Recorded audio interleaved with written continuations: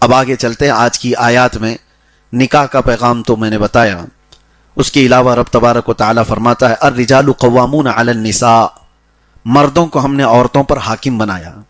اب یہ بھی کنٹروورشل لوگ سمجھ جاتے ہیں. ہم جیسی ہی یہ کہیں کہ مردوں کو حاکم بنایا ہے تو عورتوں کی ایک کیٹیگری ہے دنیا میں جو ننگی رہنے کو پسند کرتی ہیں، جو آزاد عورتیں ہیں، وہ فوراً حملہ آور ہو جاتی ہیں کہ مولوی لوگ عورتوں کو دبانے کی بات کرتے ہیں. اللہ قرآن میں فرما رہا ہے کہ ہم نے مردوں کو حاکم بنایا. مطلب کیا ہے؟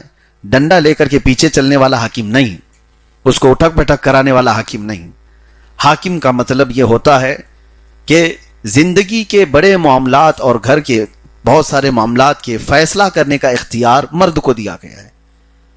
یہ معنی ہے نہ یہ کہ عورت کو ہمیشہ خادمہ بنا کر کے رکھنا، جھکا کر کے رکھنا، یہ نہیں ہے. اللہ تبارک و تعالیٰ نے فرمایا کہ بہت سارے نکاح کے، طلاق کے معاملات مرد کے ہاتھ میں دیے گئے ہیں، اور یہی وجہ ہے کہ عورت طلاق نہیں دے سکتی. مرد کو اختیار دیا گیا ہے طلاق کا.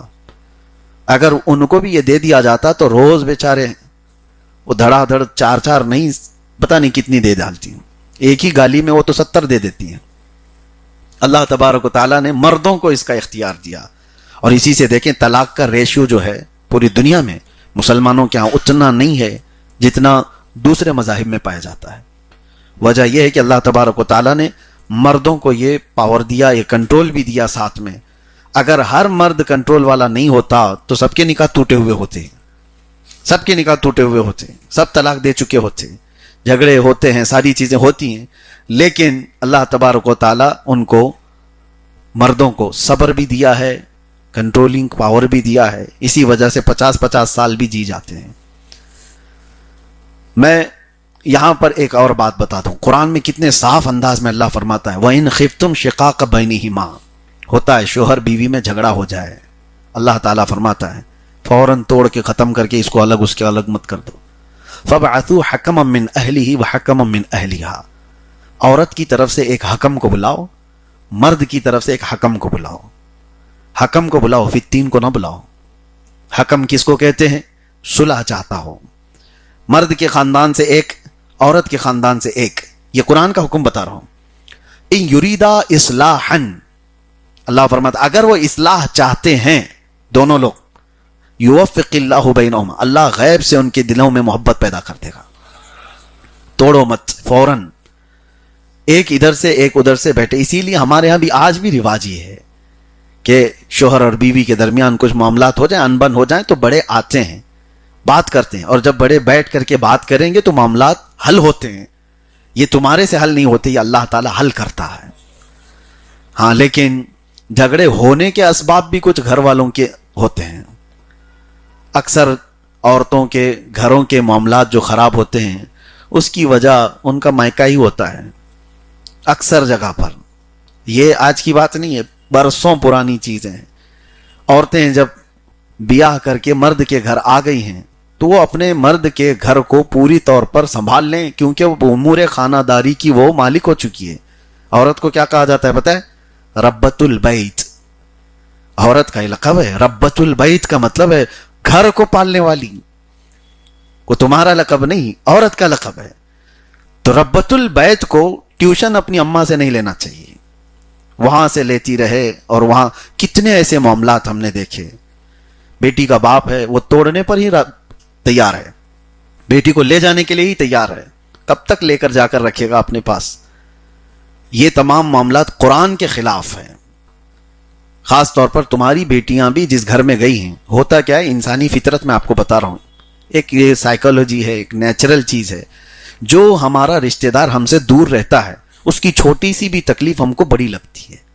مثال کے طور پر تمہارا بیٹا امریکہ میں رہ رہا ہو، اگر ایک بار فون آ جائے نا بخار ہوا تو بے چینی بڑھ جاتی ہے. کیوں؟ سامنے نہیں ہے، دور ہے. تو بہت تیزی سے ہمارے اندر بے چینی اور گھبراہٹ بڑھ جاتی ہے. آپ کے بھائی کہیں دور رہ رہے ہو تو انسانی فطرت ہے، دور رہنے والے کی چھوٹی تکلیف بھی بڑی لگتی ہے. اسی طرح بیٹی بیاہ کر کے سسرال گئی ہے اور وہاں جا کر کے اس نے ہلکے سے فون کر دیا کہ آج میرے سر میں بڑا درد تھا، تو ادھر واویلا ہو گیا کہ اس کو صبح سے شام تک اتنا کام کرائے کہ اس کا سر پھٹ رہا ہے. باقی ساری کہانی تو تم نے گڑی، اس نے صرف اپنے سر درد کی بات کی تھی. تو ہوتا یہ ہے, یہ فطرت کی بات میں بتا رہا ہوں, نیچرل ہے یہ. دور رہنے والے کی چھوٹی تکلیف بھی ہم کو بڑی لگتی ہے.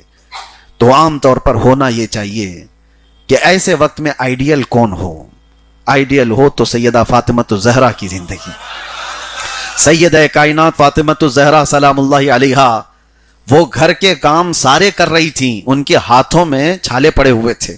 تو مولا علی کرم اللہ وجہہ الکریم نے حضرت فاطمہ سے کہا, فاطمہ جاؤ, بدر کے جنگ کے بعد مال غنیمت بہت آیا اور رسول پاک صلی اللہ علیہ وسلم سب کو تقسیم کر رہے ہیں مال, اور ایک غلام اپنے لیے بھی مانگ کے لے آؤ, اپنے لیے بھی, ہمارے گھر کے لیے بھی ایک غلام مانگ کر کے لے آؤ. حضرت علی خود نہیں گئے, حضرت فاطمہ سے کہا تمہاری تکلیف دیکھی نہیں جاتی, اتنا دن بھر تم کام کرتی ہو. تو حضرت فاطمہ ان کا سن کر کے حضور کے پاس آئی تھی. تو یہاں پر بیٹی کے باپ کو کیا کرنا چاہیے ایسے وقت میں, ایسی سچویشن میں کیا کرنا چاہیے؟ بیٹی اپنے گھر آئی ہو اور بتا رہی ہو کہ میرے ہاتھ پورے چھالے پڑ گئے ہیں, کام اتنا ہو جاتا ہے, تو کیا کرو گے؟ ہائے افسوس, میں کہاں دے دیا میری بیٹی کو, اس کو تو انہوں نے ایسے جھلا دیا. وہ یہ ہے نہیں, باپ رسول اللہ صلی اللہ علیہ وسلم اپنی بیٹی حضرت فاطمہ کو دیکھا اور کہا, غلام مانگنے آئی ہو, خادم مانگنے آئی ہو, اے فاطمہ بدر کے بہت سارے یتیموں کا ابھی حق باقی ہے. بہت سارے یتیم جو جن کے باپ جنگوں میں شہید ہو گئے, ان کو ابھی مال غنیمت دینا باقی رہ گیا ہے, میں اس سے بہتر تجھے عطا کرتا ہوں. اور کہا جب کام کاج سے بہت زیادہ تھک جائے تو رات کو 33 بار سبحان اللہ پڑھو, 33 بار الحمدللہ, 34 بار اللہ اکبر, تمہاری ساری تھکان دور ہو جائے گی. یہ تسبیح آج بھی پڑھتے ہیں ہم نمازوں کے بعد, اس کو تسبیح فاطمہ کہا جاتا ہے. یہ حضرت فاطمہ کو عطا کی ہوئی تسبیح ہے حضور کی طرف سے. تو ہونا تو یہ چاہیے کہ باپ اپنی بیٹی کو یہ نصیحت کر کے گھر بھیجے کہ جاؤ اللہ تبارک و تعالیٰ کی اس مرضی پر راضی رہو, ان مع العسر یسرا, ہر تکلیف کے بعد آسانی ہے. اگر آپ اپنی بیٹیوں کو اس طرح کی نصیحت کرتے رہیں تو انشاءاللہ العزیز گھر نہیں ٹوٹیں گے.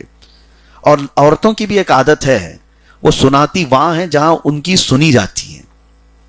زیادہ اگر سنتے رہ گے تو بہت سناتی ہیں. اگر شکایت سننے میں آپ نے انٹرسٹ زیادہ دکھایا تو وہ 4 شکایتیں اور لے کر کے آئیں گی. اور ایک مرتبہ آپ نے اگنور کر دیا تو کہتی ہے میرے باپ تو سنتے ہی نہیں, سنا کے کروں کیا. اس کے بعد اس کو جینے کا خود کا طریقہ معلوم ہو جائے گا. بسا اوقات گھر بسانے کے لیے ماں باپ کو یہ ذمہ داری اپنانی چاہیے. یہ آیت قرآن پاک میں اللہ تعالیٰ نے فرمایا ان یریدا اصلاحا یوفق اللہ بینہما, یہاں تک. اور اس کے بعد 5ویں پارے میں ایک آیت اور ہے جو ہمارے رونگٹے کھڑے کر دیتی ہے. اللہ تعالیٰ فرماتا ان الذین کفروا بآیاتنا سوف نصلیہم نارا, جنہوں نے ہماری آیتوں کو چھوڑ دیا, جھٹلا دیا, اللہ فرماتا ان قریب ہم ان کو ایسے دوزخ میں ڈالیں گے. کلما نضجت جلودہم بدلناہم جلودا غیرہا لیذوقوا العذاب, جب جب ان کی چمڑی پکے گی ہم دوسری چمڑی ان کو پہنا دیں گے تاکہ وہ نیا عذاب چکھ سکے. حضرت کعب احبار رضی اللہ تعالیٰ عنہ اس آیت کی تفسیر میں فرماتے ہیں, ان سے پوچھا گیا کہ کتنی دیر میں یہ چمڑی بدلی جاتی ہے جہنم کے عذاب میں. جب بندے کو آگ میں ڈالا جائے, چمڑی گل جائے اس کی, پھر اس کی چمڑی کو پھر سے بدلا جائے تاکہ وہ نیا عذاب چکھ سکے, تو وہ فرماتے ہیں 1 گھنٹے میں 70 بار بدلی جائے گی. 1 منٹ سے بھی پہلے جسم کی پوری چمڑی نہیں بنا دی جائے گی. اصل میں مسئلہ یہ ہے کہ یہ جو سکن ہے, یہ جو چمڑی ہے, یہ پین ریسیور ہے, درد کو ایکسپٹ کرنے والی. اور جب ایک بار جل جائے تو عام طور پر ہوتا یہ ہے کہ جلے ہوئے حصے کو پھر اگر کچھ ٹچ کیا جائے تو پتہ نہیں چلتا. آپ دیکھیں جلی ہوئی چمڑی جہاں پر ہوگی, داغ ہوگا, اس کو چونٹی کاٹے تو اتنا نہیں لگتا کیونکہ وہ ڈیڈ ہے.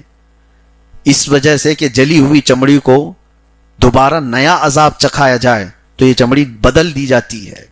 قرآن پاک میں ہے ڈرو اس جہنم کے عذاب سے جس میں 1 گھنٹے میں 70 بار ہمارے جسم کی جلد کو بدل دیا جاتا ہو. اللہ تبارک و تعالیٰ اس عذاب نار سے ہمیشہ محفوظ فرمائے. رمضان میں میرے عزیزوں اور دعا کیا کرنی چاہیے آپ کو؟ روزانہ یہ دعا کریں, روزانہ یہ دعا کریں کہ اللہ تیری جہنم سے بڑا ڈر لگتا ہے, اس عذاب سے ہماری حفاظت فرما. اور حضرت سفیان ثوری کی ایک دعا تھی, وہ ہم اکثر اپنے ذکر میں بھی کرتے تھے, الہی لست للفردوس اہلا ولا اقوى على نار الجحیم فاغفر ذنوبی بفضل جودک یا اللہ. اے اللہ میں تیری جنت الفردوس کے قابل تو ہوں نہیں، تیری جنت میں جانے کے قابل تو ہوں نہیں، لیکن اے مولا تیرے جہنم کا عذاب سہنے کے قابل بھی نہیں ہوں، وہ برداشت کرنے کے بھی قابل نہیں ہوں، لہٰذا بس بات اتنی رہ جاتی ہے تیرے فضل اور تیرے جود و کرم کی، بس تو اپنے جود و کرم سے مجھے معاف کر دے اور جہنم سے آزاد کر دے۔ یہ دعا ہے۔